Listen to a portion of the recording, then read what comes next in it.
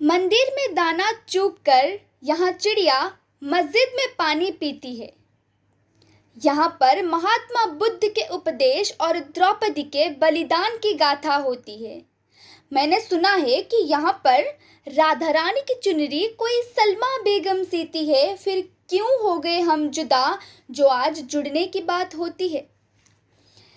एक रफ़ी था महफिल महफिल, रघुपति राघव गाता था। एक प्रेमचंद जो बच्चों को ईदगाह सुनाता था।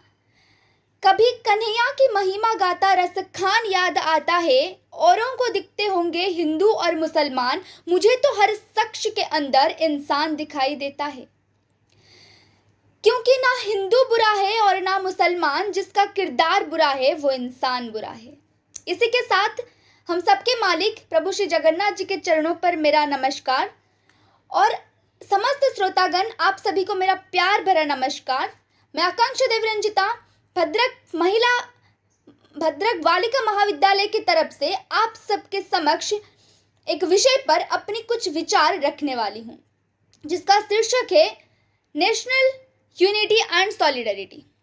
तो मैं शुरुआत दशहरे के किस्से से करना चाहूँगी कि जब रावण युद्ध भूमि में मौत के घाट खड़े थे, तब प्रभु श्री राम से कहा कि मैं हर क्षेत्र में तुमसे श्रेष्ठ हूँ, युद्ध बल में, छल में, बुद्धियों में, कलाओं में, धन में। पर तुम्हारी विजय क्यों हुई तुम्हें पता है? क्योंकि मुझ में और मेरे भाई में एकता नहीं है। तो आप इसी से अंदाजा लगा सकते हो कि एकता का महत्व कितना है। एकता वो है जो सृजन बना सकती है, और इसी एकता में अगर कटुता आ जाए तो समस्त मानव जाति का संहार भी हो सकता है। हमारे भारत देश में 3000 से अधिक जातियां और 25,000 से अधिक उपजातियां रहती हैं। इतनी विविधता के बाद भी इतना प्रेम से रहना और कोई भेदभाव उत्पन्न ना होने देना, यही होती है राष्ट्रीय एकता। मैं उस देश के नागरिक हूँ जहाँ पर हर 50 मील पर रूप, पहनावा और मजहब बदल जाता है। मैं उस देश की नागरिक हूँ जिसे अपने देश से पहले इस पूरी ब्रह्मांड का भूगोल समझ आता है। राष्ट्रीय एकता तभी संभव है जब हम हिंदू और मुसलमान से ऊपर उठकर मानवता, जी हाँ, मानवता के बारे में सोचें और मानवता के धर्म को अपनाएं। भारत एक विविधताओं से भरा हुआ देश है। विविधताओं में एकता हमारे देश की विशेषता है। यह हम सदियों से सुनते आ रहे हैं, हमारे कान में गूंजता रहता है।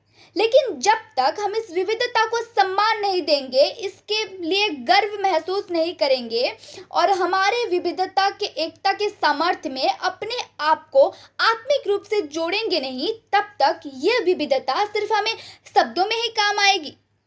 देश की भव्य निर्माण में हम इसे इतना उपयोग नहीं कर पाएंगे। आज भारत देश इस बात पे गर्व महसूस कर सकता है और इसे पूरा नाच के साथ कह सकता है कि विश्व का हर एक पंथा, हर एक परंपरा, हर एक रीति रिवाज, चाली चलन को इस भारत ने अपने अंदर किसी ना किसी रूप से समेटा हुआ है।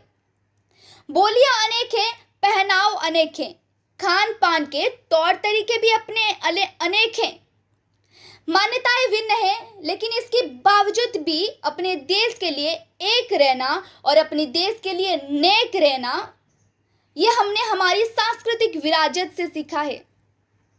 आज के इस जमाने में एक ही पंथ पर पले हुए लोग भी एक दूसरे को जिंदा देखना नहीं चाहते हैं, एक दूसरे को मौत की घाट उतारने के लिए लगे रहते हैं। इस संसार को हिंसा के गर्त में डुबोकर अपने ही परंपरा, अपने को आगे बढ़ाने के लिए लगे हुए हैं। लेकिन इस समय में हिंदुस्तान गर्व के साथ कह सकता है कि हम वो लोग हैं, जी हाँ, हम वो हिंदुस्तानी वासी हैं जो कि विश्व के हर एक पंथा, परंपरा, रीति रिवाज, चाली चलन, भिन्न भिन्न मान्यताओं को समेटकर एक ही सूत्र से, मतलब कि एकता के सूत्र से बंधे हुए हैं।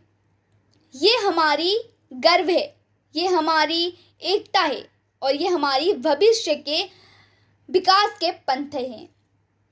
अब देखिए, अगर कश्मीर में संकट आता है तो ओडिशा वासियों को भी दुख होता है। अगर भारत की किसी भी कोने में बाढ़ या फिर भूकंप आ जाए तो देश का हर एक नागरिक, मतलब पूरा देश, सहायता करने को खड़ा हो जाता है।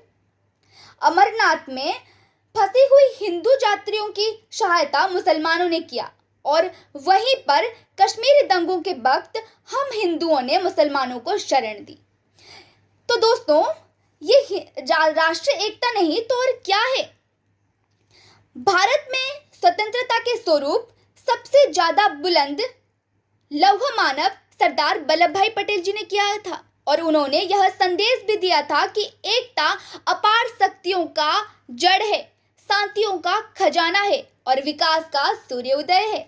जी हाँ, इतिहास गवाह है कि जब बाहरी सत्ता हमारी सरजमी पर अपने नापाक इरादों के साथ दबदबाए में कायम थे, तब भारतीयों ने अपने आज़ादी के लिए उठ पड़े और उन्हीं बाहरी सत्ताओं को उखाड़ के फेंक दिया। जी हाँ, और ये किस लिए संभव हुआ आपको पता है? क्योंकि उनके नस नस में सिर्फ एकता और अखंडता की खून बहता था। आज यह वक्त है दोस्तों जब प्रभुता संपन्न स्वतंत्र भारत का हर एक नागरिक उस लौह मानव की तरह सोचेगा, एक फौजी की तरह जिएगा, अपने देश के लिए जिएगा, तो यकीनन भारत का एकता और अखंडता और सुरक्षा प्रणाली को कोई बाहरी शक्ति छीन नहीं सकती या फिर तोड़ भी नहीं सकती। ये हमारी जिम्मेदारी है, ये हमारी धरोहर है जिसको हमें पीढ़ी पर पीढ़ी आगे बढ़ाना है, इसको लुप्त नहीं होने देना है। और अब तो यह हमारी फर्ज है कि हम हमारी देश की विकास रूपी प्रगति के पथ पर आगे बढ़े। जी हाँ, अंत में हम सभी को एक छोटी सी बात याद रखना है कि एकता का मान तभी होगी देश की शान। बहुत हो गया चीन, अमेरिका और जापान, अभी हम सबको साथ मिलके बोलना है, मेरा भारत महान, मेरा भारत महान, मेरा भारत महान। जय हिंद, धन्यवाद।